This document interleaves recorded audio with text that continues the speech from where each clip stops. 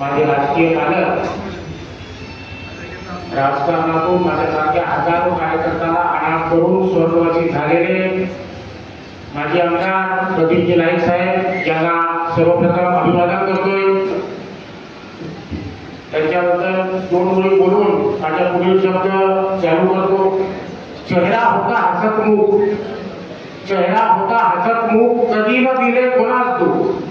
चेहरा होता हसतमुख, कधी न दिले कोणास दुःख। मनी होता भोळेपणा, मनी होता भोळेपणा, कधी न दाखवला मोठेपणा। मनी होता भोळेपणा, कधी न दाखवला मोठेपणा। उठून गेला अचानक आज, उठून गेला अचानक आज। पुनर्जन्म घ्यावा हीच आमची आण, हीच आमची आण। सर्वत्र जातीपातीचं राजकारण झालेलं आहे आणि या जातीपातीच्या राजकारणापासून कोसो दूर असलेला हा आमचा मतदारसंघ, ज्याची किमान 25 वर्ष आमदार प्रदीप नाईक साहेबांनी नीव रचली आणि तुम्हाला सारखे हजारो कार्यकर्ते इथं बनवले।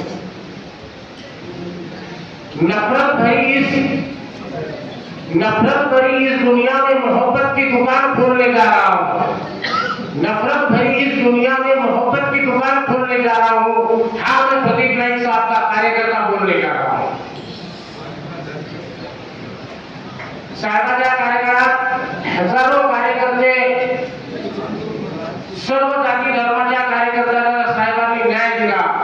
कार्यकर्ता म्हणून त्यांनी उंच पदावर बसवलं। आज किनवट आणि माहूर विधानसभेमध्ये साहेबांच्या निधनानंतर ही पहिली निवडणूक आहे। मित्रांनो, आज हा पक्षप्रवेश सोहळा साहेबांच्या आवडत्या मतदारसंघातून होत आहे। किनवट माहूर विधानसभेमध्ये असलेल्या 8 मतदारसंघापैकी साहेबांना सर्वात आवडता जिल्हा परिषद मतदारसंघ होता तो इस्लामपूर मतदारसंघ। नेहमी तिथल्या लोकांची प्रशंसा आणि इथं मतदारसंघात साहेब अगर महिन्यात 20 दिवस असले तर 5 दिवस इस्लामपूर संसदमध्ये असते।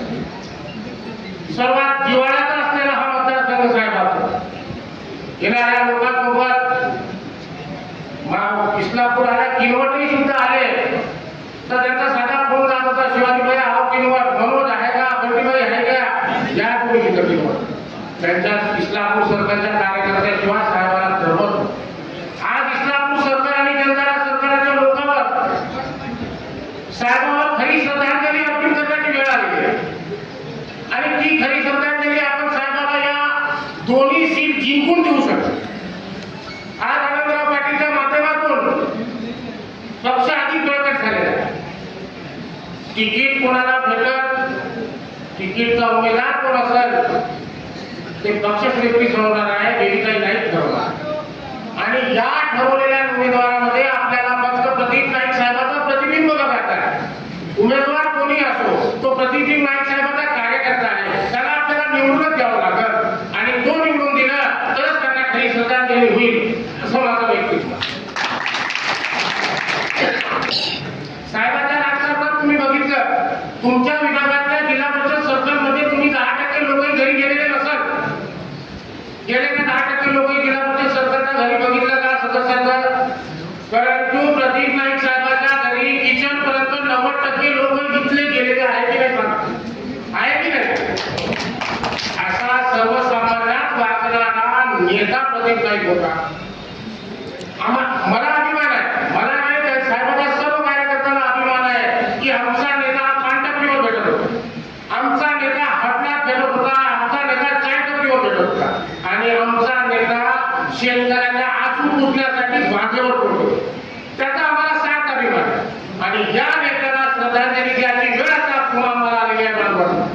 म्हणून मी तुम्हा सर्वांना आज रात्री हात जोडून विनंती करतो, कुठलाही पक्षपात न करता कुठे उमेदवार साहेबांनी कार्यकर्ते हजारो बनलेले आहेत, त्यामुळे पक्षासाठी तिकीटसाठी कॉम्पिटिशन असणारच।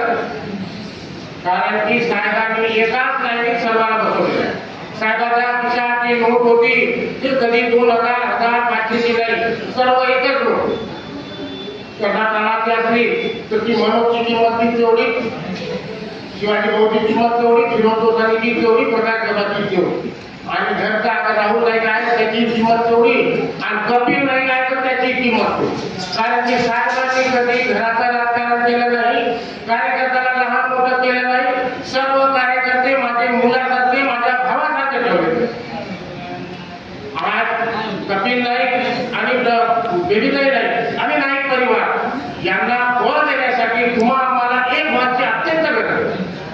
मागील अनेक वर्षापासून आपण सत्तेपासून दूर आहोत, परंतु साहेबांचा पराभव झाल्यानंतर 5 वर्ष साहेबांनी माजी आमदार म्हणून कोणी लोकांनी त्याला सांगितलं नाही, आणि साहेब माजी आमदार म्हणून वागले नाही. सर्वांच्या सुखात सत्ताधारी लोकांच्या पहिले साहेब पोहोचले. दुष्काळाला साहेब हजर, घरात काही प्रसंग घडला साहेब हजर. साहेबाला करमत नव्हतं. साहेबांची तब्येत खराब झाली, आमच्या मोठी भगिनी सांगत होते तुम्ही चिन्हाई थांबा, तर त्यांचा उत्तर नाही, मला करमत नाही, मला लोकांत राहत आहे, लोकांसोबतच राहत आहे, माझे कार्यकर्ते तिथं वाट बघतात. अशा परिस्थितीचा नेता ईश्वराने आपल्याकडून घेऊन गेला.